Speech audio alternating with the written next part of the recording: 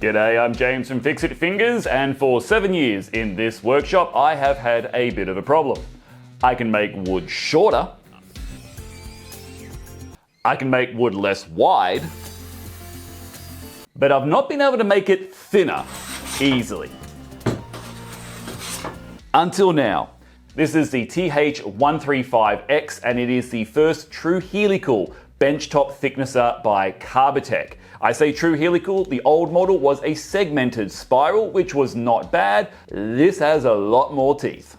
And it's one of the reasons I've been waiting for years. I don't want to go through the hassle of sharpening straight blades, and while the segmented one looked okay, I held out just long enough that this guy became available. It's going to have a superior cut to the other two models. The blades are going to be easier to change, and it's going to be a little bit quieter. Never quiet, but a little bit quieter, which living in an apartment block garage is really important to me and my neighbors. So finally, I can do all three types of cuts easily in this workshop, and it's going to be bloody fantastic. Let's take a look at this model and what comes in the box.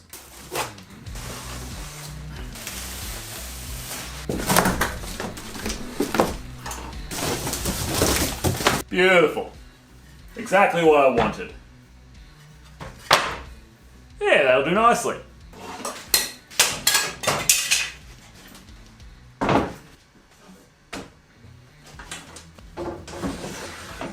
You're looking at what comes in the box, which I will cheekily add had almost nothing that wasn't recyclable. There's no foam in there anymore. It was just all cardboard, which was a nice touch, Carbatec. Environmentally friendly. Everything in this workshop is reclaimed or reused pretty much, so being able to do that means a lot to me. Honestly, the setup on this thing takes mere minutes. The only thing that wasn't attached to this whole thing when it arrived is the up and down handle, which takes a few seconds, and one screw. And the dust port on the back, which again is already almost in place.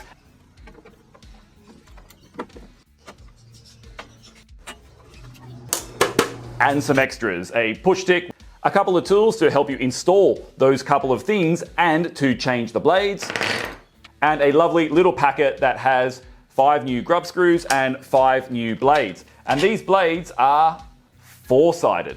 These are the carbide ones, which means these are going to last me a long time. The only other thing I needed to purchase were some bolts to mount it. Now, I've got my solution temporarily for the moment. We're going to do something fancier in the future.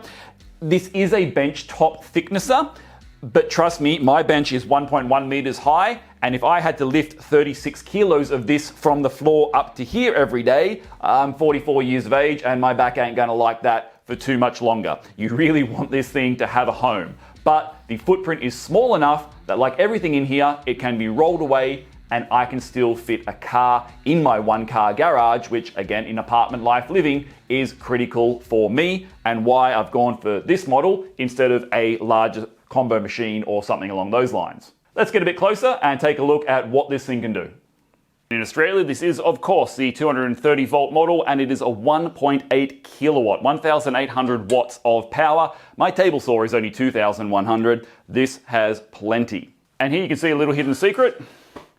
That was almost perfect out of the box. So the bed has adjustment screws here and here on both sides, and those were on the in-feed bed. This is the in-feed bed. That is dead perfect for me in both that direction and in that direction on both sides. The outfeed does need a small adjustment.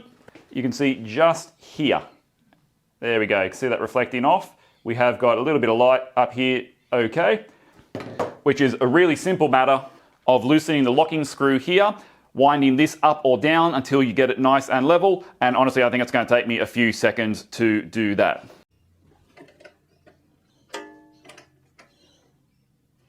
They're pretty much the same, so we're going to do same on each. Start with that.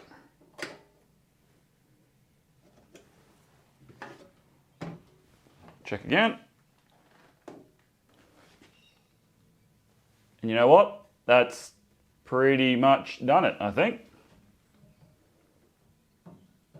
No reflection under there now. That's the hardest part.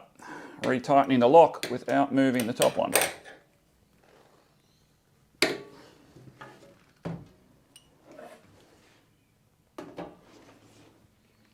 Good.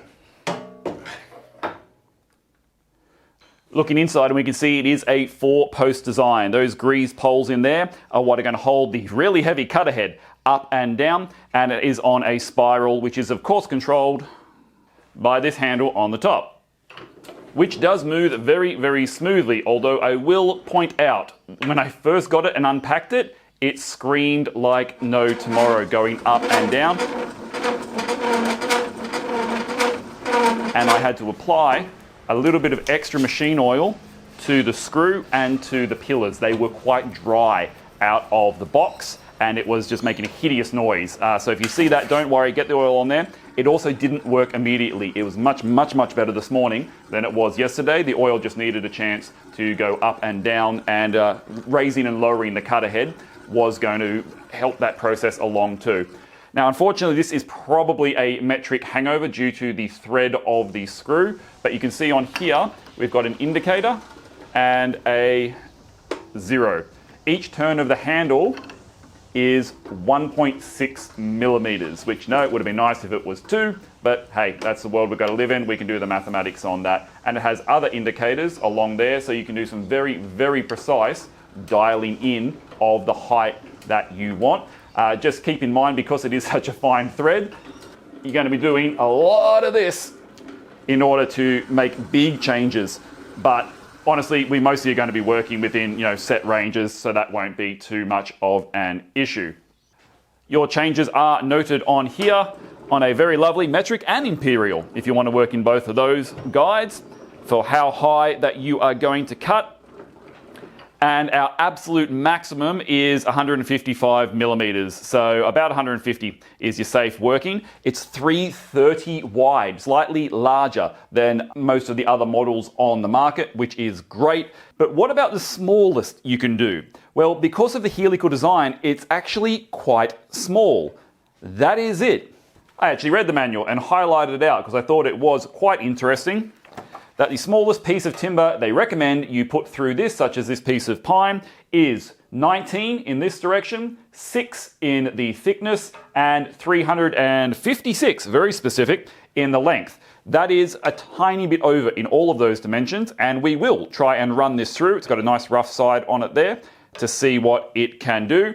And then we're going to try a big boy and see if we can max it out as well. We have our standard ball bearing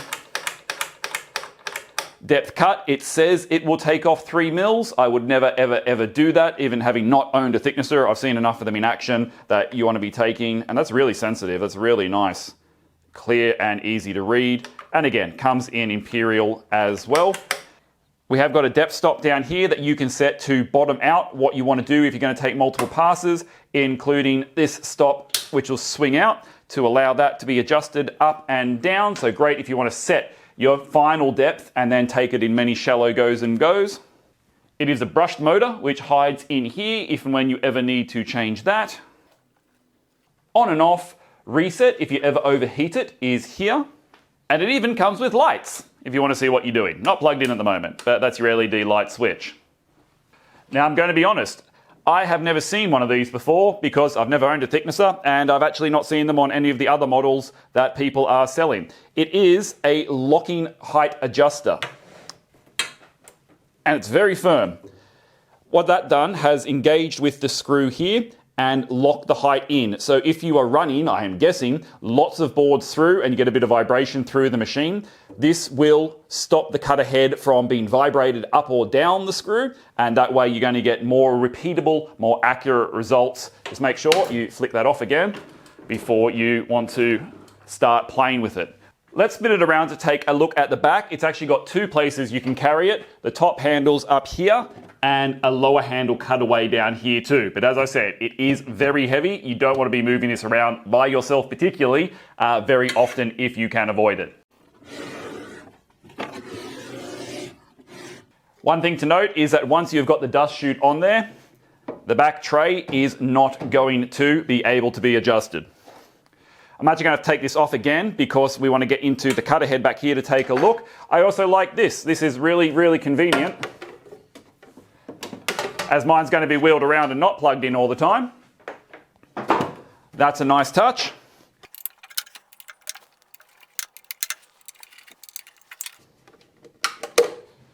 There we go. I thought this was reversible, but it turns out it is not. It will only spit out to the one side, which, fortunate for me, is the correct side that I want it to go. You don't need to take those out, you can just loosen them off. All right, let's get at this cutter block. As we said, this does take a little while to wind up and down.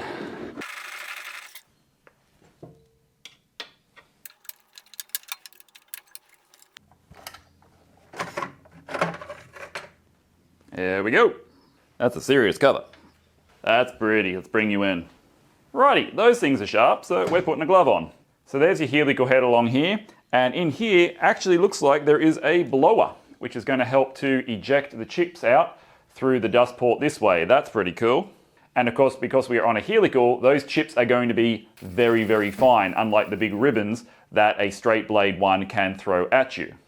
So the helical bed is a solid piece of metal, all of the teeth lined up very specifically.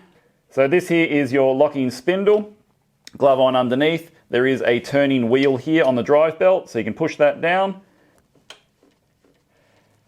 And we can see all those beautiful, beautiful teeth, which are going to come down in a shearing motion and give you that superior cut. And of course, the best thing about having these is if you hit a nail or a piece of metal and you bugger one, you can just rotate it, and eventually you only need to change one of them, not all of them, if you get any defects.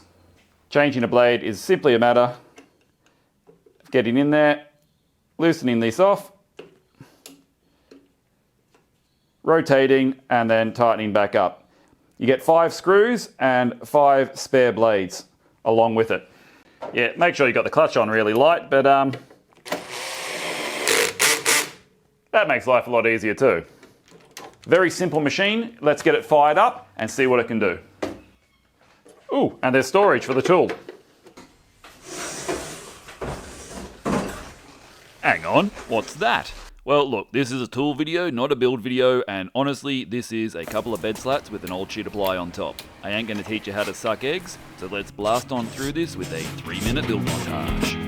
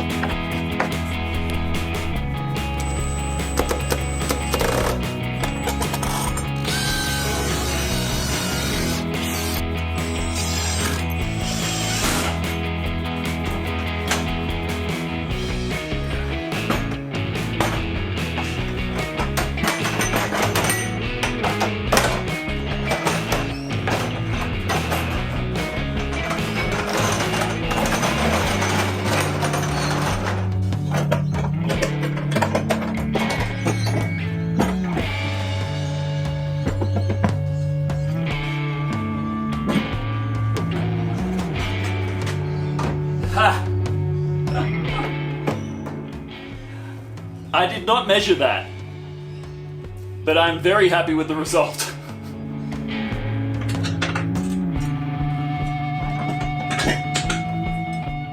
And there you have it, one rolling cart for my new thicknesser, with the idea not at all stolen from Small Fry Creations. As we mentioned, I like the way the cord stores at the back, and as I already have a 2 1/4 dust inch on there for my table saw, it was perfect for this machine too. With the slight problem is I need a longer hose so I can have both of them in at the same time. Thicknesses are notoriously loud machines, but quickly testing this one, and it was no louder than my miter saw or my table saw. Even with the Dusty put in, the Dusty was nearly louder than the machine was. You'll get to hear it under load in just a second. But for a baseline, that was pretty good. Speaking of waste not want not, it only seemed appropriate that the first thing that should be run through the thicknesser is the pallet that it came in on. That way if anything explodes, I've not wasted good wood. Banged out a few nails and then threw it through the metal detector. Then we were ready to go. Dialing it in was very easy. Cut guide is nice and clear, and then I discovered another safety feature, because I pushed the wood in too far and it wouldn't come out, and realised it has anti-kickback teeth under there, which stop the wood going in the wrong direction. Now, one thing I did cut out here was my first attempt where I didn't use the locking handle. I mean, I did, I then didn't unlock it, and I hope I didn't damage the machine. It just takes a second or two, literally after this first run. I'll never forget it again, that you have to disengage your locking handle whenever you try to turn the crank on it up or down. Don't do that, you will hurt the machine. Now, after a day of use, it's already second nature. With that boo-boo out of the way, these are the pallet slats. And I've left this in real time so you can get a feel for how fast the machine will draw wood through on those rollers. This is what 7.5 meters per minute looks like. So then I decided to run through the smallest recommended size piece of timber that you can put through this machine, as per the instruction book, and it did well. Took it from 6 down to 5 mils. Anything less than that, you probably want a drum sander. But it was nice and clean and consistent in its width. So from the smallest thing I'll probably ever run through it, to the biggest. Except I quickly realised I couldn't run that big piece through, not safely anyway, because, well, it's pretty darn huge. I needed an infeed roller. So what better use for the pallet wood from the box than to make one, because we're going to see how it handles this monster. Yeah, this'll test it. 1.67 by about 250. 10 inches. 2x10. Rough sawn. Oregon. Hard. For a softwood.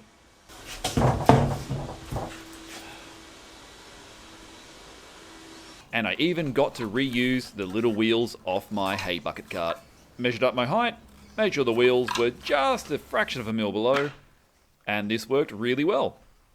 Took me about 5 minutes, and it will come in handy. I've got a lot of long pieces of timber, and as a one-man show, I need something supporting that on the infeed. I can be the outfeed table. As long as I catch it, we shouldn't get too much snipe. Now that first pass was barely touching. I know it should be able to handle this well, but I was being cautious.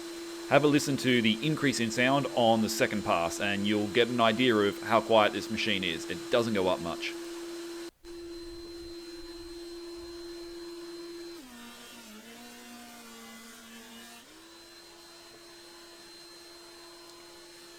That's just 3 passes through to show you how this machine is capable of handling big pieces of stock, and it even had some very gnarly grain in it. Oregon is a famously splintery wood, very, very unforgiving, and that's probably about 120 grit everywhere except for those nasty knot holes, which are flat, they're just, never going to be smooth.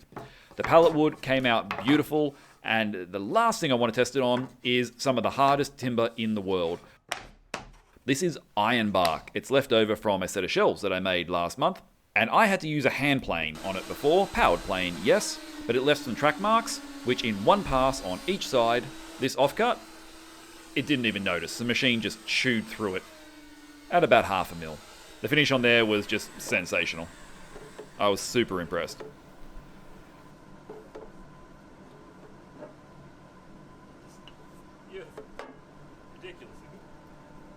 A quick note, you must hook this up to dust extraction to keep your warranty, and it recommends in the booklet to use a 2 horsepower model. However, I only have a 1 horsepower model from Carbatec, model number on screen now, and you can see by the size of the shavings, and they are true shavings, and the length of pipe that I had to suck those through, the 1 horsepower did well enough for me anyway, not financial advice. I didn't get any clogs using it with this machine, let me put it that way. And so here it is, my first collection of lovely planed down timber, and I couldn't be happier. Thank you once again to Carbatec for sending me out this new model. It is really fulfilling my workshop dream to have one of these machines finally in the house, and it stores beautifully. Hopefully not too beautifully, because I do want to build that flip-top cart one day, and if it works too well, I'll never get around to it. This is James from Fix It Fingers, and I'll catch you on the next one.